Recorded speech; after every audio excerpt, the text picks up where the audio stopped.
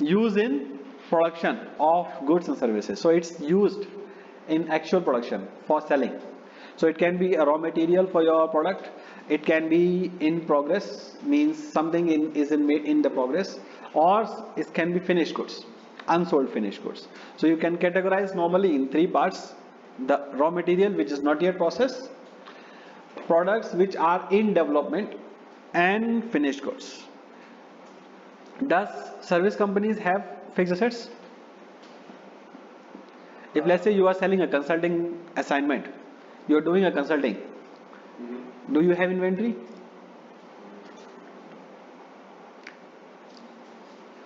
What if you have a project which lasts for 6 months and you just got the product and maybe it's in the middle at the time of closing the financial statements?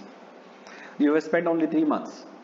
You finish only 3 months, but the service is not complete yet. So you will not get the money from the customer, right? But you spend 3 months salary on your staff.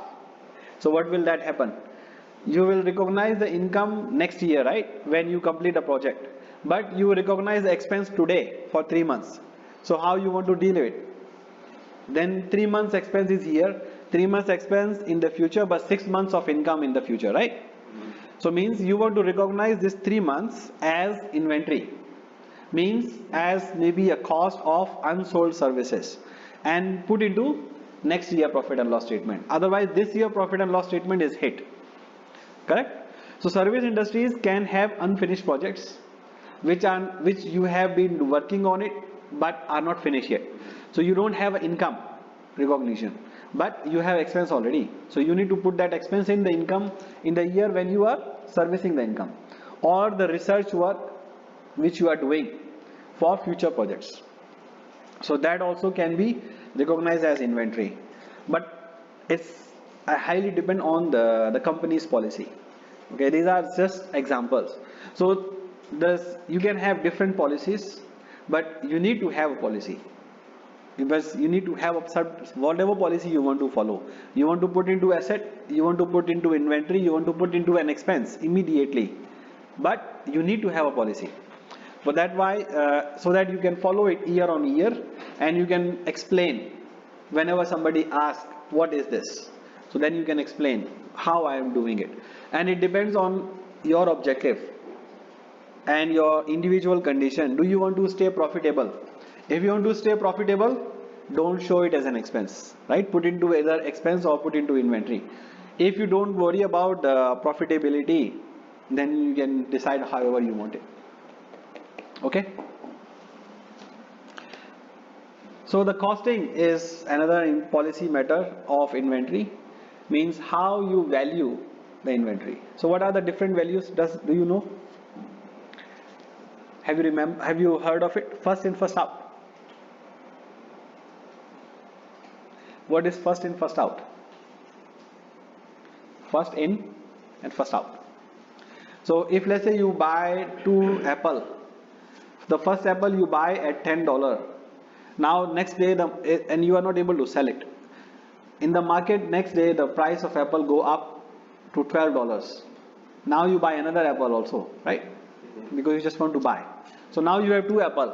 One costs $10, another costs $12. On third day you sell 1 apple. You don't know which one, because you don't mark. Because it's the same apple, doesn't matter which you buy it for $10 or $12, right? Now you sell for 13. So how much profit you make? 3 or 2, 3 or 1. Because you buy for 12 also, you buy for 10. Correct? So how much is your profit? Depend on your accounting policy, right? How you value your inventory. So first in, first out means I bought one, the latest at $10, right? So that will go out first. So means my profit will be 3. But if I have another policy called last in, first out, means the latest one I bought will go first. So what will be the profit now? 13 minus 12, 1. So same process, everything remain the same. The sale remain the same, purchase remain the same. The value is different. The profit is different. Correct? So you need to make an accounting policy. So accounting policy will affect your profitability. Another method is called weighted average. So now I bought 1 apple at 10, 1 apple at 12. So what is the average cost? 11. 10 plus 12 divided by 2. So each apple cost me 11 now. So whenever I'm selling at 13, I will make $2 profit, right? So which one is more preferable method? First in, first out. Well, first in, first out, yes, but then in that case you are showing a very high, if let's say the price are increasing of raw material, you show higher profit in the current, right? But low profit in the future years because the cost is not adjusted out yet. If the price are decreasing, your profit in the initial month will be low, in the future month will be higher, right? And also, but so what is the better way? For me, the most easier way is weighted average. Whatever you bought, you just weighted average, you just continue to adjust the average, especially when the item is not identifiable. Let's say you are buying apples, is you cannot differentiate, right? But you can differentiate in other, let's say you buy laptop also the same. But if you buy something which can be differentiated by when you buy it, then you can specifically use first in first out or last in first out, depends on you. But if the items are not differentiable, then you have to use weighted average, you don't have a choice, because otherwise you cannot follow the correct policy. Okay, the weighted average cost takes care of your average cost, and so the profitability will remain the same over a period of time. Otherwise it will fluctuate and it's very difficult to explain. Okay, so normally nowadays the most of the companies follow weighted average. And the valuation, that was only the how you charge inventory, but how about the valuation? So valuation normally is done at cost or net realizable value, whatever is low. So if you bought at 10, now the market price is only 8.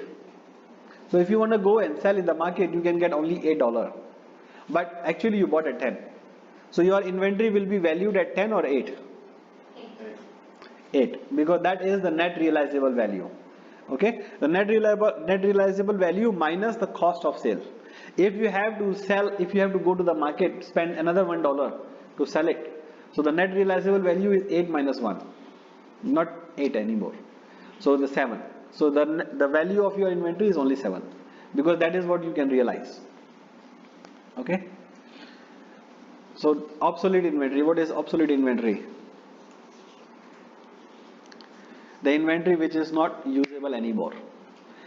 Maybe my apple is rotten already, correct? So means we have to continue to look at our inventory every month or every year and see, is it still worthwhile or not? If it's not, we have to charge it off. Okay, the control point in inventory are monthly inventory taking. You have to take in monthly and do the valuations all the time. Okay, because especially for inventory, the value can change, the market prices can change, right? Even for fixed assets or for your purchasing cost, for your selling cost, raw material, whatever, and match with the inventory records. When you take the monthly inventory, same as fixed asset, you have to make sure nothing is stolen by the customers or by the employees. Okay, and then also identify the consumption. Means let's say you have 10 in the beginning, right? 2 in the 2 you sell, so the balance should be 10, balance should be 8, but and physically is okay, but your sale record is showing only 1, but actually you deducted 2, correct? So where is the difference then? Where the one go? Maybe the staff eat it, correct? So means you need to match your minus consumption with your actual sales record, which is normally happens in especially the consumer graphics. Like for example in hotels, we make, okay, because we cannot control the chef, right? He can eat while cooking, correct? No, we cannot control him, right? We buy him maybe 10 T-bones, but we are selling only 8.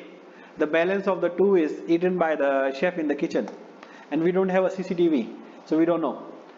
The only way we can know is we check how much he consumed and what did we sell. If there is a difference, means he consumed it or he wasted it. Maybe he not eat, but while making he make a spoilage, or he make didn't was not tasty enough, so he throw it to the dustbin. But for company, we pay for 10 and we get income for 8, which is not a good idea, right? So even though the staff may be honest, but they may be inefficient. So it will help you to understand is there any inefficiency or not. But for that you need to maintain a lot of records. Okay, and then identify what are going to be obsolete or slow moving items. Okay, then normal.